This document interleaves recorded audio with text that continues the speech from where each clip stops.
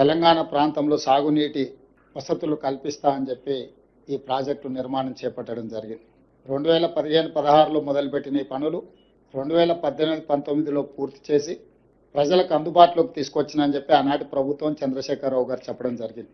నిర్మాణం జరిగిన 3 సంవత్సరాల లోపే 2023 అక్టోబర్ ప్రాంతంలో మేడిగడ్డ బ్యారేజ్ కుంగిపోవడము, అన్నారం సుందిళ్ళ బ్యారేజులు పగుళ్ళు రావడము, ఆనాడు ప్రాజెక్టులు ప్రమాదంలో పడ్డాయి అని సాంకేతిక నిపుణులు, నేషనల్ డ్యామ్ సేఫ్టీ అథారిటీతో సహా కేంద్ర ప్రభుత్వ రంగ సంస్థలు గుర్తించి వాటి మీద విచారణ చేసి ఆ విచారణ సందర్భంగా ప్రణాళికల లోపం, నిర్మాణ లోపం, నిర్వహణలో లోపం, డిజైనింగ్, కన్స్ట్రక్షన్, ఆపరేషన్ అండ్ మెయింటెనెన్స్లో లోపాలు ఉన్నాయి.